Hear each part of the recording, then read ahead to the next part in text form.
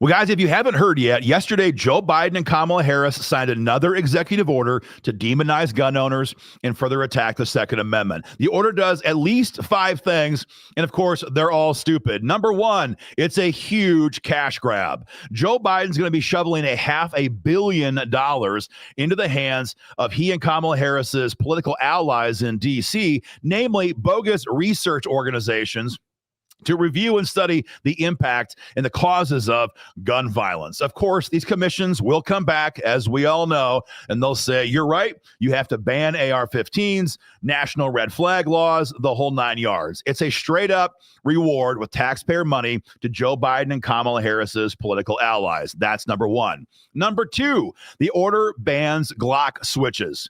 Now, of course, a Glock switch is functionally already illegal because when it's used on a handgun, it becomes a full auto machine pistol, and most of us can't own those. But of course, Joe Biden, as a supreme potentate of all the world, is going to stop violent crime with this order, or so he says. Hey, Joe, while you're at it, just ban cancer too. That would be great.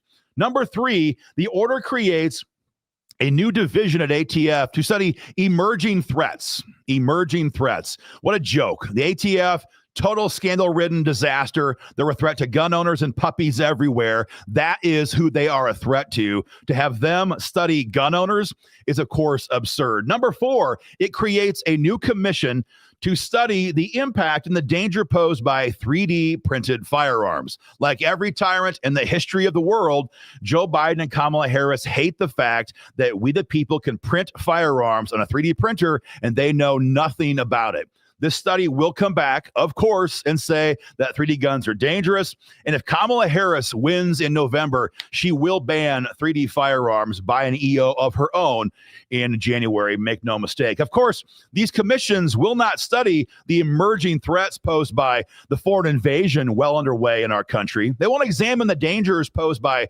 gun-free zones, so-called, or deadly safe storage laws.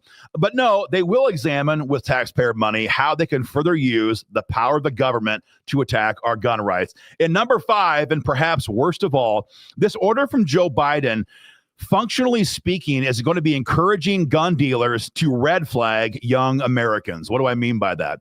When Biden passed the Bipartisan Community Safers Act, heavy sarcasm intended, a couple of years ago, it raised the limits on waiting periods whenever someone sells a gun to an 18 to 20-year-old American. So right now they have 10 days, 14 calendar days to do a deep dive on a younger person's juvenile records, looking for mental health issues, examining sealed court documents. It's bad stuff. What this order does is says, hey, while you're doing that, be sure you examine the individual. And if he or she seems distressed, you should then work with local law enforcement if they have red flag laws on the books to try to red flag them at the point of sale.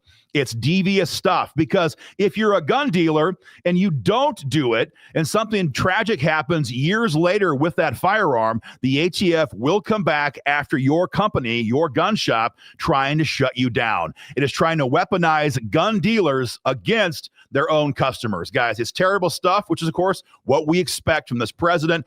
We'll see. Much of what Biden has done so far through orders has been undone in the courts. We'll see. Maybe this one also goes to federal court. We'll keep you informed.